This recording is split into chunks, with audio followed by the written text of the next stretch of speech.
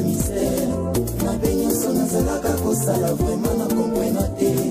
Et nazalaka aveuglé na masumu sans que nayeba. Un jour liloba na ye ko changer ka identité na mokili.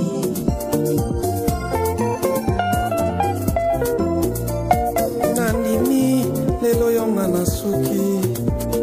nasuki liloba nzambe eza misère. Mabe nyonso nazalaka kosala vraiment na comprena te. Ke nazalaka aveuglé na masumu sans ke nayeba. Qu'un jour liloba na yo kochange nga identité na mokili. Ntango na mipesi mobimba epa na yo nakomi soulagé. Bakomi kongenga lokola mwinda na miso ya baini na ngai. Liloba na yo etei mpe epesi kimia na motema. Kimia bamisusu bazoluka na mokili oyo bazwaka te. Liloba na yo nzambe oyo epangusanga maya miso ntango nazalaka kolela. Esimbanga mpe makasi nakoma sujet ya changement ya vie ya bato. Nazalaka koyengoyenga lokola kaina ye. Je suis reconnaissant nzambe oyo. Nazalaka koyengoyenga lokola kaina. Shila napesa yo nini, je suis reconnaissant. Shilo yo siminga lokola misisa esimbaka nzete. Oleisinga na ndako na yo libanda babwakaki nga ye. Napolelaki mbula libanda moko te kotisaki nga ndako na ye. Liloba na yo nde moi ekawusa ngai bilamba. Liloba na yo nde bomoi esika ngai napemaka ye. Liloba na yo libanga na talo natonga motema na ngai. Napesa yo nini angize reconnaissance. Nakabela yo nini po récompenser bolingo yo. Na lopango na yo soki moto akoti babenganaka te. Nyonso nasengaka yo nzambe oyo opesaka ngai ofele. Nazalaka koyengoyenga lokola kaina. Shila napesa yo nini, je suis reconnaissant. Nazalaka koyengoyenga lokola kaina. Shila napesa yo nini, je suis reconnaissant. Liloba na yo sukola mbindo nyonso ya motema na ngai. Omoto na ngai sila lolenge koma ndako na yo e. Bafinga batonga mpona simbi liloba réponse eza ya Yesu. Mitambo batiaka sans efevi na ngai simbama na maboko na nzambe. Napesa yo nini angize reconnaissance. Nakabela yo nini po récompenser bolingo yo Shilo. Liloba na yo na motema Yesu e. Liloba na yo na motema eselisanga posa ya mokili.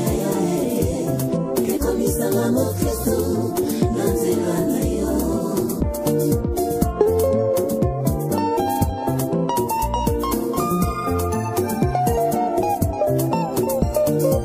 Liloba na yo na motema Yesu e. Liloba na yo na motema eselisanga posa ya mokili.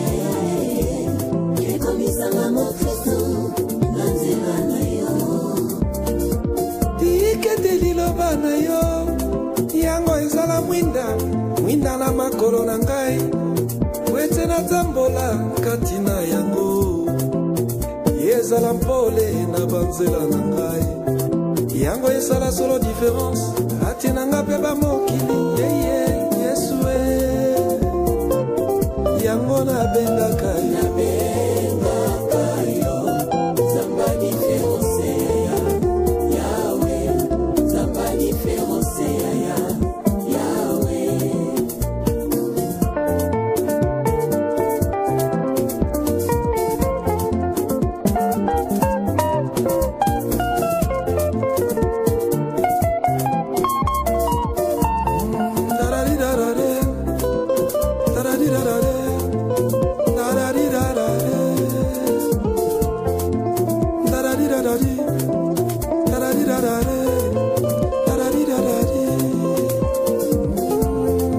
Liana yo pondu, liana yo mosaka, liana yo nyonso e. Kasi moto akobika kaka na bilei te.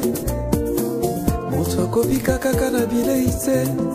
Kasi le liloba nyonso ekobima na monoko ya Yawe. Liloba ekobima na monoko na nkolo. Nkolo na ngai, nkolo na yo, nkolo na mokili e. nazwi lelo kati na bomoi na ngai nakolemba te kosalela liloba na yo Yesu na banzela na ngai Yesu kanisa kolia komela mpe kolata na ngai mokolo na mokolo kimia na yo ezala na banzela na ngai yo nde yaya na ngai Yesu yango napengaka yo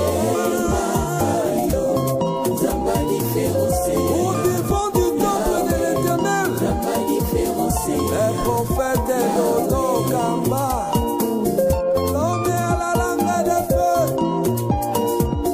le pasteur Flavien Bouyamba, Agelos, Agelos, Agelos, Agelos, Agelos, Agelos, Agelos, Agelos, évangéliste Junior Okito, évangéliste Kiziamina Kibila.